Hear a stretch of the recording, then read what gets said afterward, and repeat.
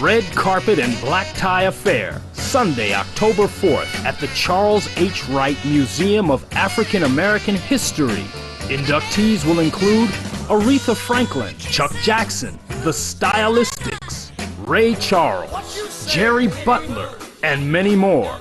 Also, special inductees from our TV33 family include R.J. Watkins, Henry Tyler, the Detroit Emeralds, and Joe Pep Harris of The Undisputed Truth.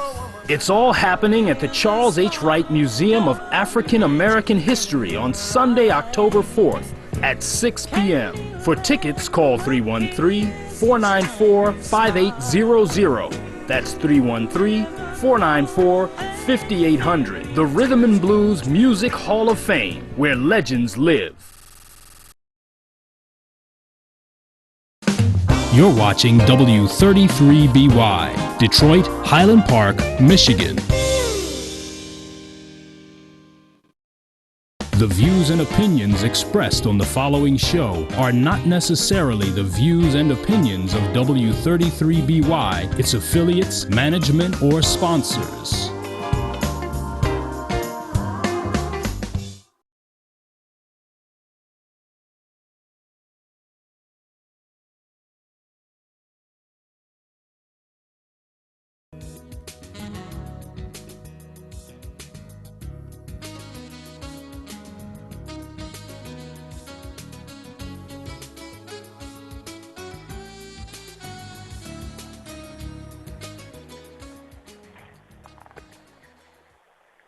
All right, y'all. Once again, it's Friday, 5 o'clock, and welcome to the Think Tank Show. I'm your brother on deck, Brother Arnold Sutton Bay. Well, today we're going to have us an energetic program. Today we should be joined by our co-host, our sister on deck, Sister Terrian. Are you there?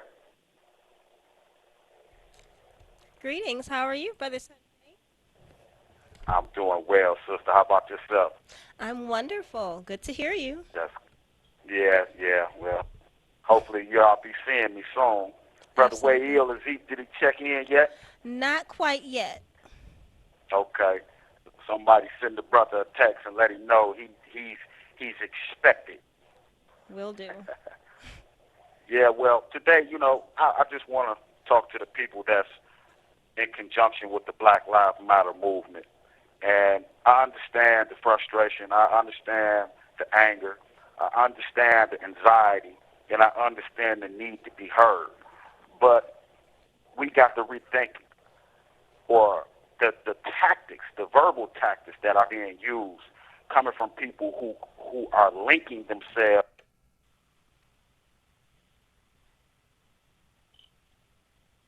Hello? Yes, peace. Oh, I beg your pardon. Peace. I'm so sorry. I think I hung up on Brother Sutton Bay, or did I?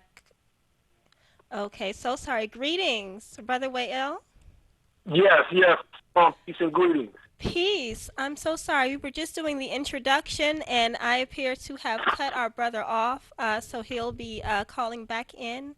My apologies. So, yes, we were just doing the introduction, and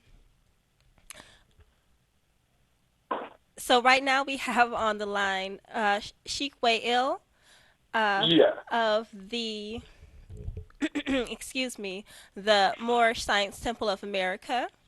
And today we're waiting on brother to call back in, but today we're going to be discussing a number of topics. I know some of which deal with the signs of the times. Is that correct? Yes. Okay, so we're so very glad to have you in with us today. And so we're just going to get a little bit into it while we're waiting for brother to call back in. Is that okay? Oh, that's perfect. Okay, so we have your website, which is mooreshsciencetemple.org. And you deal with a number of things, including nutrition, entrepreneurism, history, and law. You're based in Atlanta, Georgia. And can you tell us about the convention that you have coming up this year?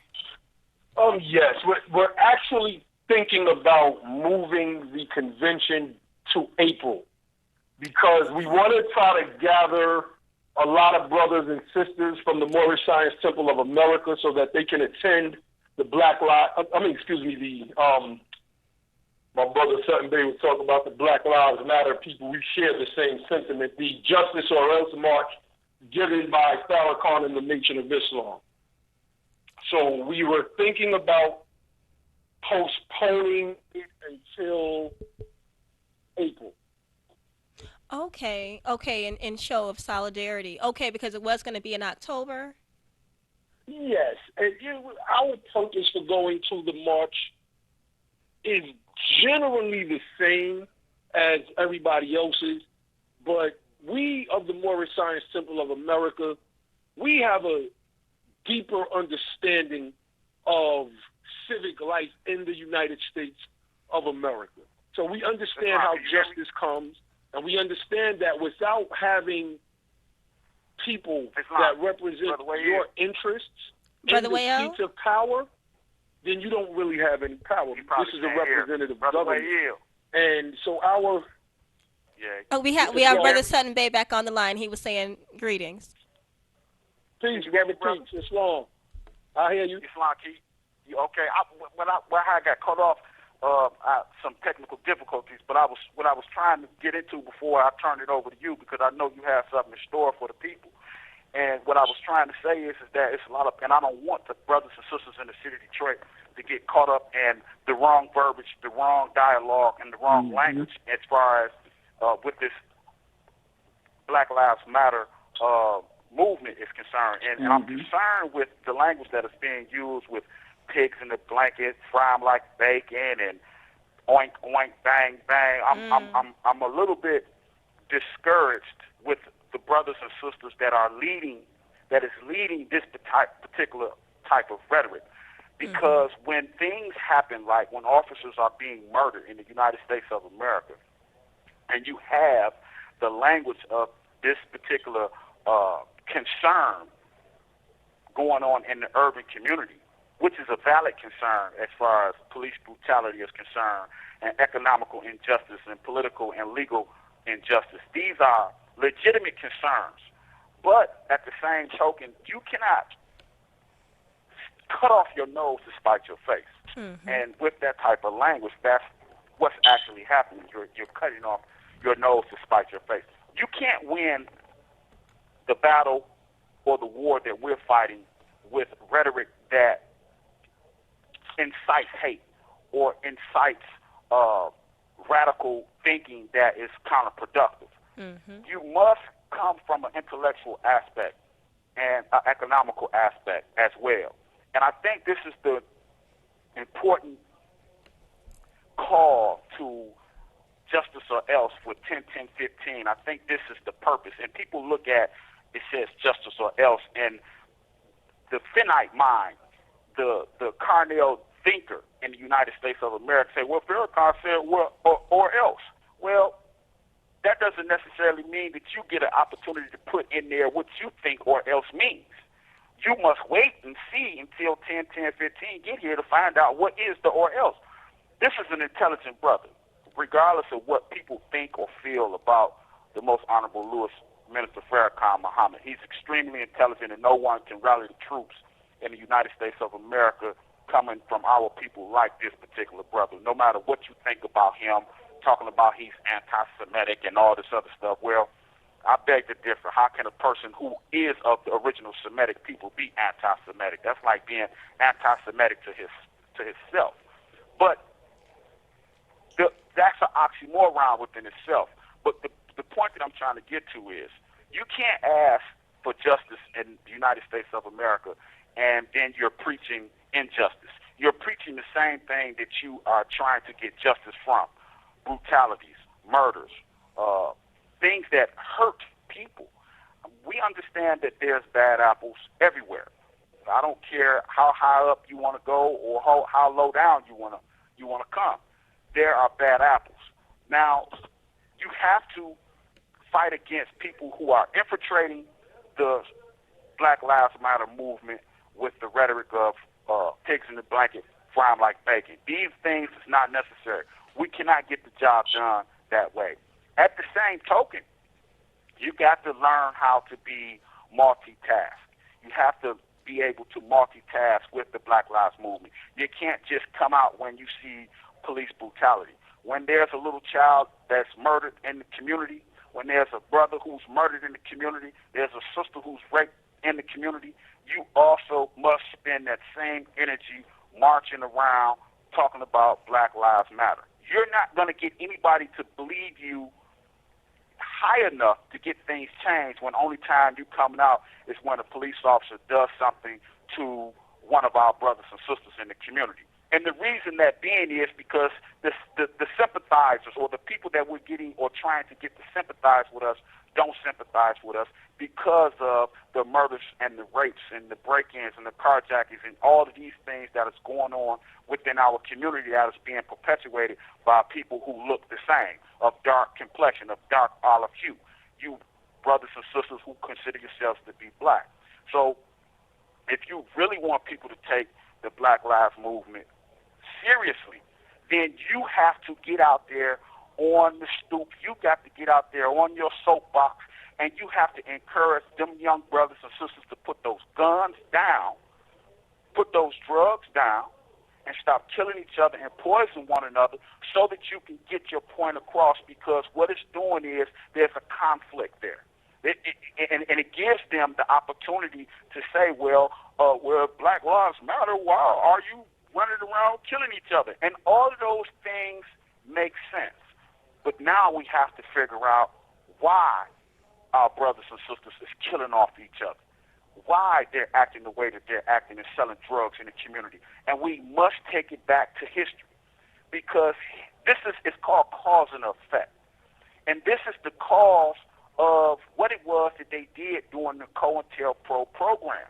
The counterintelligence program was geared towards annihilating organizations that was making the Asiatic community, or the so-called black community, have a spine, stand up on its own, lace up your boots, do for self. Going all the way back to Marcus Moselle Garvey, when the FBI sabotaged the UNIA and the purchase of ship lines and the bonds and things that the brothers was doing in the community that was beneficial to us, international trading and things like that, and going all the way back to Prophet Nobel Ali with the things that he was doing as far as giving us back our nationality so that we can argue our reparations from a national perspective, or as a nation of people. Because when you look at the people who received reparations in the past and in this particular present, they are a nation of people, and they go by names like Japanese, Chinese, Koreans, Creeks, Cherokee, Seminole, etc. So when you go back and you look at the deal that the federal government made with the Seminole and the Choctaw people, they told them, we will give you the money, but you must get rid of those Negroes, those black people that are within your nation. They wasn't talking about the phenotypical people, or they wasn't talking about the genetic people that are not confused to be of descendants of Africa. They was talking about the label. They was talking about that title, because that label and that title does not link you to a nation of people.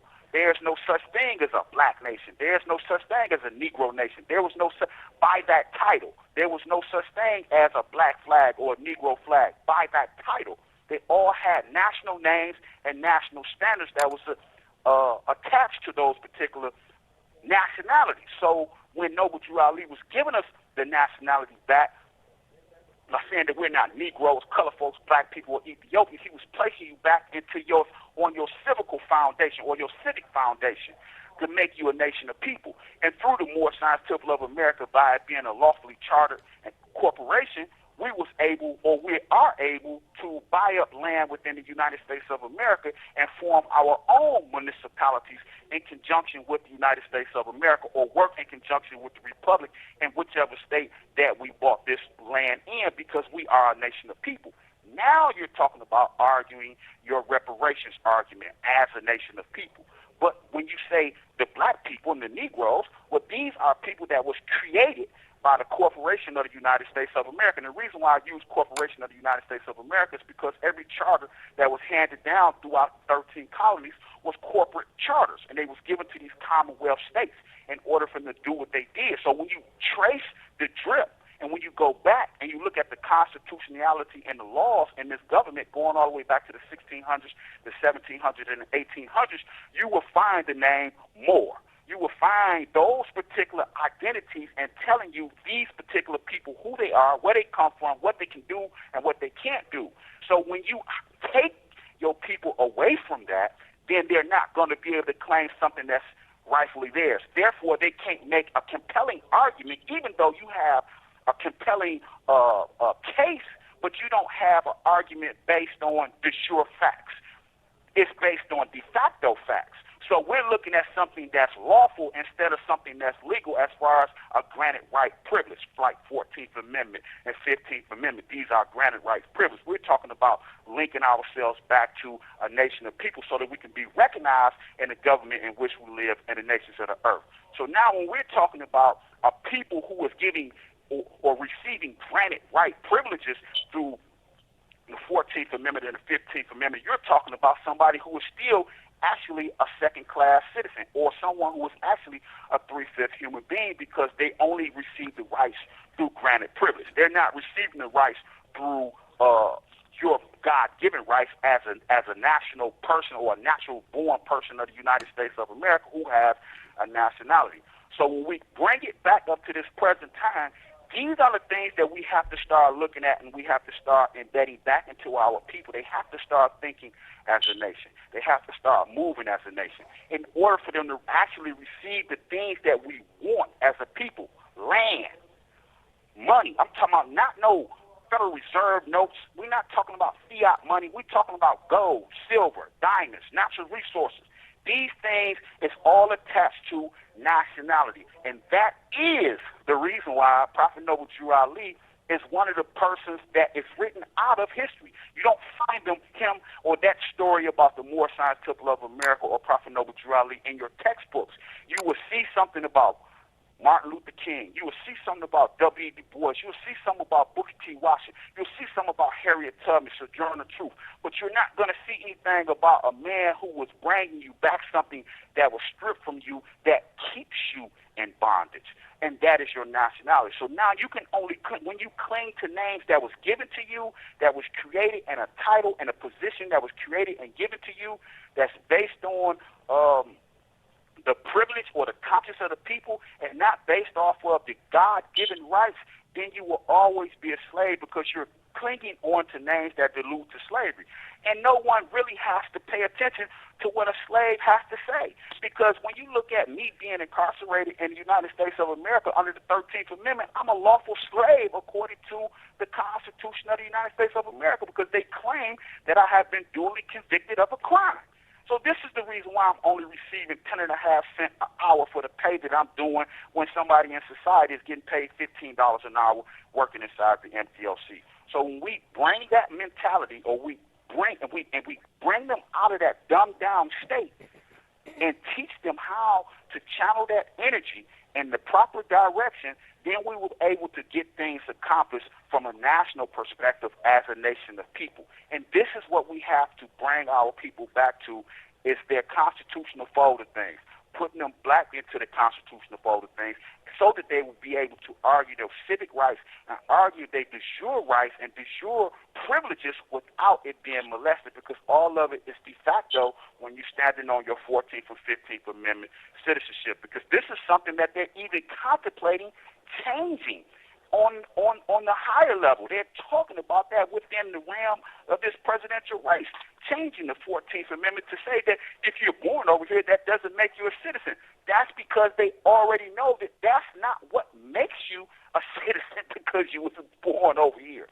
They're saying the 14th Amendment is just something that is placed in order to appease people to do certain things. And so we must educate ourselves and come out of this dumbed down effect that we're in. So you have 1 minute remaining. The signs of the times that we're living in, the signs of these particular times that we're living in, is the fact that we don't have our nationality and we are not claiming our nation. And when we claim our nation, we claim our nationality, and we move as a nation of people, then we will have our own people representing us from a national standpoint. And that within ourselves brings us back into the constitutional fold of things from a humanity aspect and no granted right privileges. And with that, I just wanted to thank y'all for listening, and I pray that Brother Way-El give y'all something that y'all definitely can ponder on for years to come. Peace and love. Peace and love. Peace. Asante, Brother Arnold Sutton Bay. And while we're here, I just want to say that you can pick up the books by Arnold Sutton Bay and those are True Heaven on Earth is Woman by Arnold Sutton Bay, and also Ghetto Racketeering, The Foundation by Brother Thank you for Arnold Sutton using Bay. Global Telink. And you can pick those up via P.O. Box 512, Garden City, Michigan 48136. And thank you very much. We'll hear from Brother Arnold Sutton Bay very shortly. Sheik Way-El? Yes, I'm here.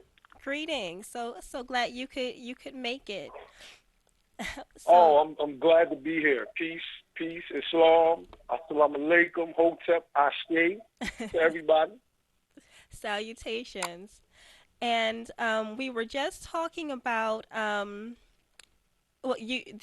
convention will be moving to April so that the Moorish Science Temple can participate in the 10-10-15 march in Washington D.C. That's the vision as of right now. We really want to. It's really time for the Moorish Science Temple of America to step up, because many people do not understand where the remedy is at and how remedy looks, because we've been so used. Brother Sutton Bay spoke on the 14th and 15th Amendments, for instance, if I could just jump right in. And Prophet Noble Drew Ali said that these amendments were not necessary for our salvation, and there was a reason why. And this reason was predicated upon the fact that the law that was etched into the Constitution, that all men are free and equal, that all men had inalienable rights, that these rights came from the Creator, had already been established in what the founding fathers, as they're called, constructed into their framework to create their governing body. So when we look at the Civil Rights Act of 1866, before the 14th Amendment, said that everybody had the same protections under the rights under the law. This canceled out the Dred Scott decision, which wasn't a proper decision. And the dissent of Justice McLean and Justice Curtis proves this, that the Dred Scott decision that was given by Justice Cheney was what's called legal dictum, or one's own personal opinion that the quote-unquote black or Negro had no right, particularly Mr. Scott, that the quote-unquote white man was bound to respect, wasn't true. If you look in the northern states, Moors were free, or what our people know of as blacks or colors or African Americans, Negroes, etc. They were free. It was only the southern states that had slaves. So the case of Dred Scott, it made it appear as if our people had no rights, and that this was a high decision of the interpreters of the Constitution. And so it held us back for a very long time. And we hear people that still have this attitude, that it's not the case. When Prophet Noble came on the scene, one of the things that he did was taught civics to our people. And teaching civics, he created an informed electorate. And creating an informed electorate, well, we had a voting bloc that moved one way, thought one way. This is who we're going to elect. So Oscar DePriest was elected into the congressional seat in the state of Illinois. So we were shown the pathway to power.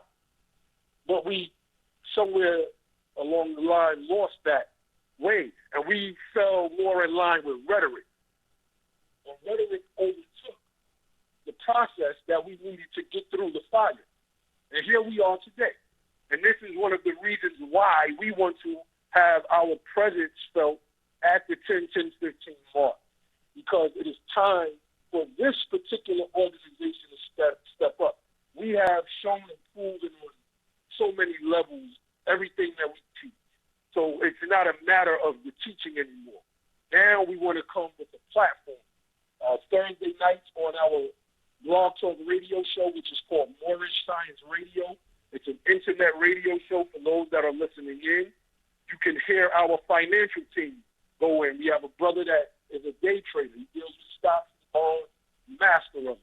We have a brother that's a mortgage specialist and tell you everything that you need to know about real estate, how to refinance your home, how to take equity, out of your home and deal with the loans and all of the particulars of real estate and owning a home. We have another brother that deals with business finance. I'm sorry, you have another brother who deals with what? Business finance and business credit. Okay, wonderful. Yes, they come on every Thursday night, 8 o'clock. For those of you that are listening in, Moorish Science Radio, you can do an internet search. You can even find last week's show, which will be archived. Okay, and what time zone is that? At 8 o'clock? Yes, I'm sorry, that's 8 p.m. Eastern Standard Time. Okay. Yeah, and this is what we mean by the signs of the time. It's time for a responsible group from among us to step up, to help cure the ailment that we have as a people that is rampant all throughout the United States of America. The cops are killing with impunity. They are being empowered by the right-wing media talking heads. Instead of quelling with their voices the hateful sentiment that comes with being a European American, or what you all would call a white American, they embolden them. Every action has an equal reaction. So now cops are starting to get killed. And you have brothers making videos saying, kill the cops. Kill them, shoot them dead, et cetera, et cetera. This type of rhetoric doesn't lead us anywhere.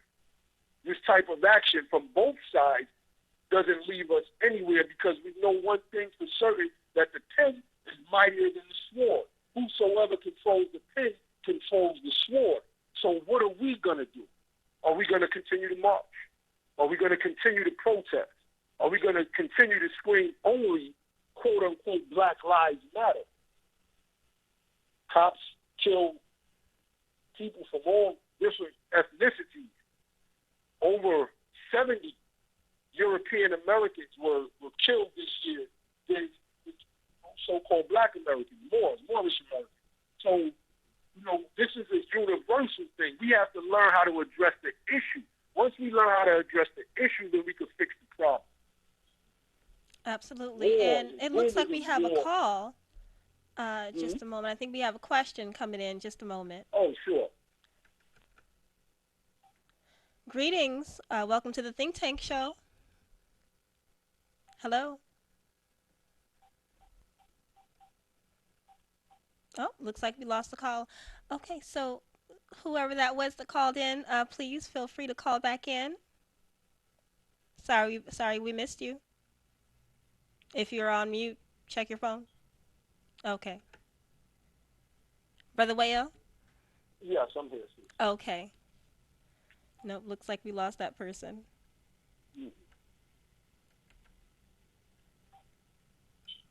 Did you want me to continue? Yes, sir. I'm so sorry. Or did you have any questions or anything that you want to add? Well, you know what? It may just be me, but the volume is a little bit low. But I did have a question about the Dred Scott decision being legal fiction and the relationship to the 13th and 14th Amendment for those who may be unfamiliar with the language of that decision. Oh, you wanted me to give a breakdown of it? If you could just expound on what was the Dred Scott decision. Okay, well, Scott versus Sanford, to try to be real brief as possible, Scott was a quote-unquote slave. He was owned by a European man that moved from the southern states up into the northern states where slavery had been abolished. Dred Scott, upon seeing other free Moors, said, well, I'm supposed to be free too. And so he decided to sue in the courts.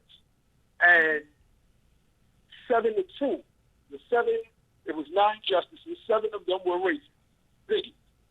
And they sought to create this decision based off of their own opinion. But 2 of the justices dissented.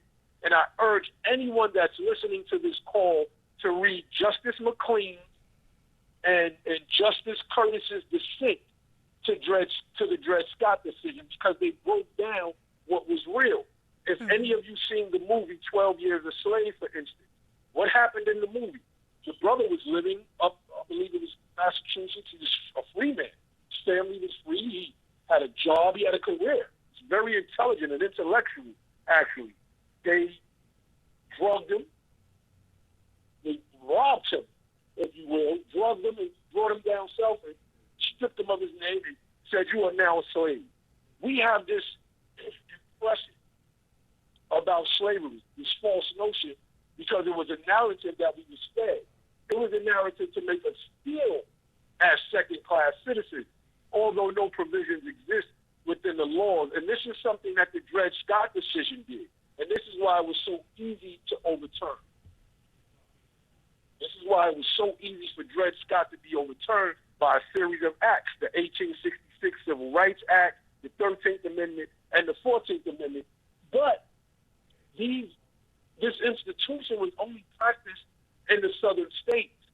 All of the northern states had abolished slavery. As a matter of fact, you don't get the type of slavery that we have fed via television and such textbooks until the 1700s, the late 1700s. The first people that came over here, they came over here with servants. The first 19, they're called, 19 or 21. They came over here servants that worked and got paid. And after 7 years of their servitude, they were able to buy themselves out of their contracts. They owned land. They got married. They had their own servants at that time. They weren't called slaves. They were called servants. It wasn't until the late 1700s that we get the form of slavery that we're used to seeing, that we're accustomed to believing. You know, how it happened, like we were dragged over here and changed. No, this is not how it happened at all.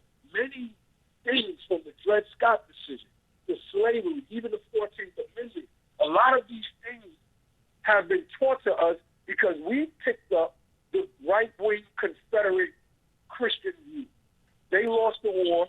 They created the narrative. Uncle Tom's Cabin. Uncle Tom was the hero. But if we see somebody that we believe to be a sellout, we'll call him an Uncle Tom. Mm-hmm. Why is that? Sambo was the sellout in the Uncle Tom story. Right. Not Uncle Tom. He was the one fighting the oppression. Mm-hmm. So the South banned the books. And in banning the books, they created a villain out of Uncle Tom. So now the people in the South that never read the book, well, they got accustomed to calling anybody that would move up the ladder an Uncle Tom, although Uncle Tom was the hero. Exactly. You see, everything that we were taught is backwards. Backwards. If only someone would have actually read Uncle Tom's Cabin. Yeah. Okay, so we have a call again. Just a moment. You're on the line with the Think Tank Show. Greetings.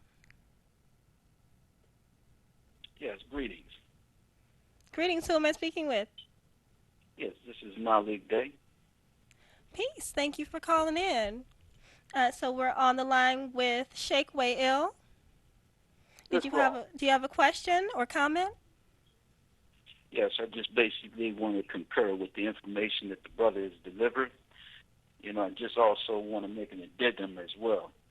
In regards to some of the Dred Scott Stanford case, you know,